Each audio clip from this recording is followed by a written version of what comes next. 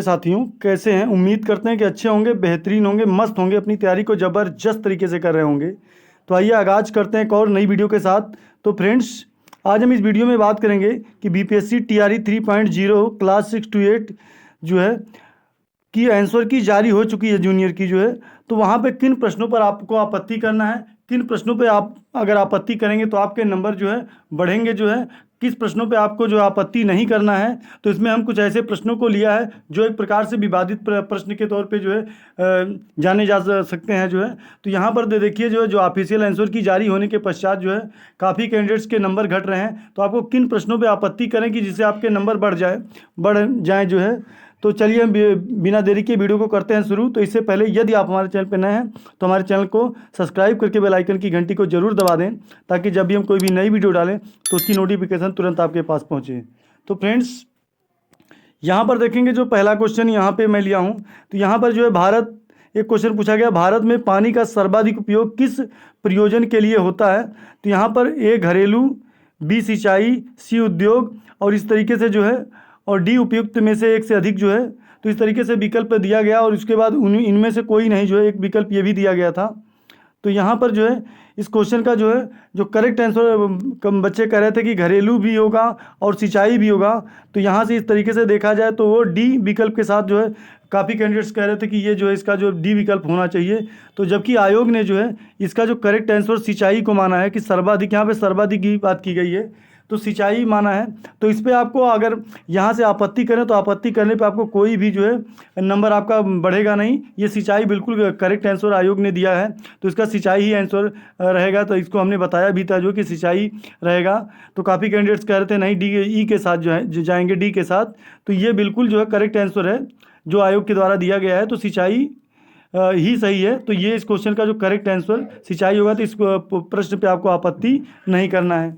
यहाँ पर देखिए एक क्वेश्चन पूछा गया था, एक क्वेश्चन ये भी जो है यहाँ पे कह रहा है निम्न में शरीर का कौन सा अंग संतुलन को नियंत्रित करता है। तो यहाँ पे सेरिबेलम जो है, कान, पसली और उपयुक्त में से एक से अधिक जो है दिया गया है। और यहाँ से जो है, और उसके बाद ये वाला विकल्प है, इनमें से कोई नहीं।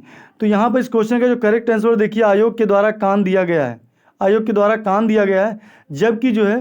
जबकि यहाँ से देखिए जो है शरीर का जो हमारा अंग के संतुलन की बात करेंगे तो सेरेबेलम भी होता है और कान भी होता है, पसली भी होता है, लेकिन आयोग ने कान को माना है। तो ये प्रश्न एक प्रकार से विवादित प्रश्न है जो है। तो इस पर आपको ऑब्जेक्शन करना है बिल्कुल जो है।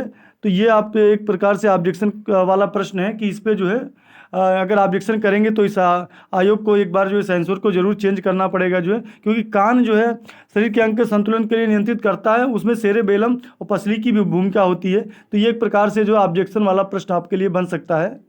चलिए आगे क्वेश्चन की बात करेंगे जो है। यहाँ पर देखिए क्वेश्चन पूछा जो है विवादित के रूप में यहाँ पे सामने आ रहा है कि सुभाष चंद्र बोस किस वर्ष भारतीय राष्ट्रीय कांग्रेस के अध्यक्ष थे।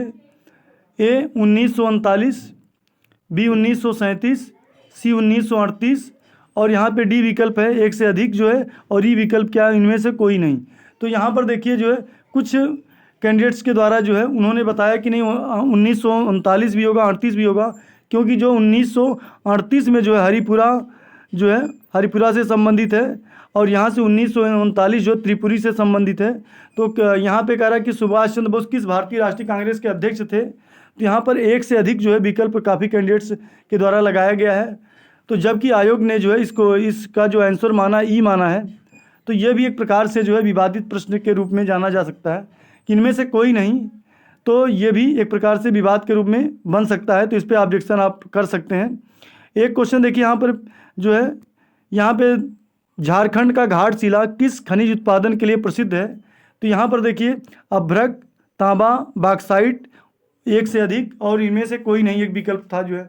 तो यहाँ पर जो है झारखंड का घाटशिला जो है, तो कुछ कैंडिडेट्स अभ्रक लगा के आए थे जो है, कुछ बॉक्साइट को भी मान रहे थे, और यहाँ पे तांबा तो अधिकतर कैंडिडेट्स कह रहे थे नहीं, ये क्वेश्चन जो है इसका जो विकल्प होगा एक से अधिक होगा।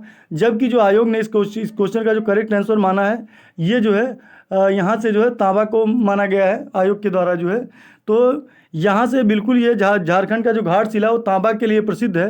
तो तांबा जो है बिल्कुल इस क्वेश्चन का करेक्ट आंसर होगा इसमें जो है। तो ये आयोग के द्वारा बिल्कुल सही क्वेश्चन का आंसर दिया गया है। इसको हमने भी बताया था कि ये तांबा ही इस क्वेश्चन का बिल्कुल करेक्ट होगा, तो आंसर होगा। तो इस पर आपको ऑब्जेक्शन बिल्कुल नहीं करना है, इस पर ऑब्जेक्शन करने से कोई भी आपका नंबर इंक्रीज नहीं होगा। देखिए क्वेश्चन यहाँ से पूछा गया था, सड़क प्रकाश में उपयोग आने वाले बल्बों को जोड़ा जाता है। तो यहाँ पे श्रेणी क्रम, समांतर क्रम, श्रेणी क्रम, और यहाँ से जो है एक से अधिक था और इनमें से कोई नहीं। तो यहाँ पे देखिए जो है तमाम जो यूट्यूबर बता रहे थे कि जो है इसका जो आंसर श्रेणी क्रम होगा, जो है तमाम कैंडिडेट्स भी बता रहे थे कि श्रेणी क्रम, जबकि हमने बताया था कि नहीं, ये समांतर क्रम होना चाहिए। और यहाँ से आयोग के द्वारा भी यही आंसर दिया गया, समांतर क्रम में जो है सड़क प्रकाश में उपयोग किए जाने वाले बल्बों को जोड़ा जाता है समांतर क्रम में। तो इस पर भी आपको ऑब्जेक्शन नहीं करना, ये भी एक प्रकार से विवादित प्रश्न के रूप में नहीं जाना जाएगा।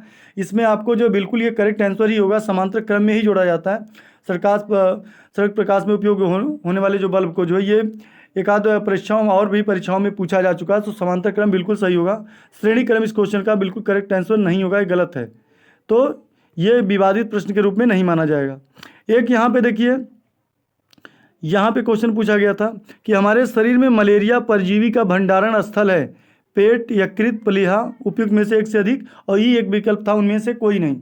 तो देखिए अगर भंडारण की बात करेंगे तो मलेरिया परजीवी का जो भंडारण होता है वो तो यकृत में होगा, पूरी तरीके से क्लियर है, यकृत में होगा।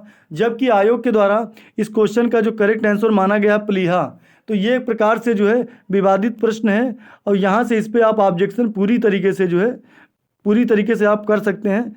ये इस पर आपको ऑब्जेक्शन क्या है, कर सकते हैं पूरी तरीके से। लेकिन जबकि जो है इस ऑब्जेक्शन को करने पे जो है काफ़ी कैंडिडेट्स का जो है लॉस होगा, क्योंकि लगभग में जहाँ तक मेरा एनालिसिस कहता है, यहाँ से जो है इस क्वेश्चन में जो है लगभग 99% बच्चे जो है यहाँ से जो है मलेरिया परजीवी का भंडार प्लीहा लगा के आए हैं। जबकि जो मलेरिया परजीवी का जो भंडारण होता है यकृत में होता है। तो आयोग के द्वारा ये गलत आंसर दिया गया है। तो इस पर अगर ऑब्जेक्शन करेंगे तो लगभग आपके 1 नंबर कट जाएंगे। तो इस पर ऑब्जेक्शन आप कर सकते हैं अगर जो यकृत लगा के आए हैं, लेकिन जो है इसका जो करेक्ट आंसर होना चाहिए यकृत, लेकिन आयोग के द्वारा प्लीहा दिया गया है। तो एक प्रकार से ऑब्जेक्शन वाला प्रश्न है। लेकिन अगर इस पर अगर ऑब्जेक्शन करें तो आपका 1 नंबर लेस हो सकता है।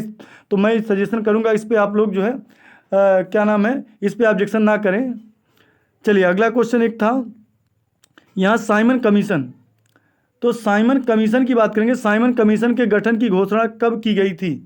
तो एक 8 नवंबर 1929 और एक 8 दिसंबर 1927 और 8 नवंबर 1928, और डी उपयुक्त में से एक से अधिक और ई इनमें से कोई नहीं। तो यहाँ से देखिए जो है इस क्वेश्चन का जो काफ़ी कैंडिडेट्स बता रहे कि 8 नवंबर 1929 और 8 नवंबर 1928 को काफ़ी कैंडिडेट्स बता रहे थे कि जो है इनमें से एक से अधिक हो सकता है।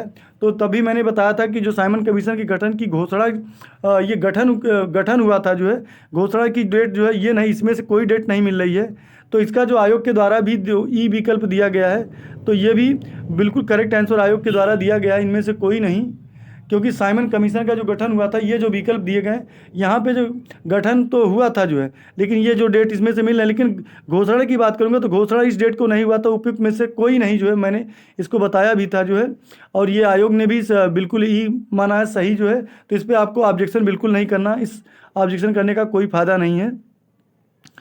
तो फ्रेंड्स ये कुछ क्वेश्चन ऐसे थे जो है जिस पे आपको जो है ऑब्जेक्शन करने पे जो है किन प्रश्नों पे आप ऑब्जेक्शन करेंगे तो आपके नंबर बढ़ेंगे, कि प्रश्नों पे आपके नंबर नहीं बढ़ सकते हैं। तो आई होप ये वीडियो आपको हमारा पसंद आया हो, तो हमारे चैनल को सब्सक्राइब करके बेल आइकन की घंटी को जरूर दबा दें। तो चलिए मिलते हैं फिर एक नई अपडेट के साथ। तब तक स्वस्थ रहें, मस्त रहें, अपनी तैयारी को ज़बरदस्त तरीके से करते रहें।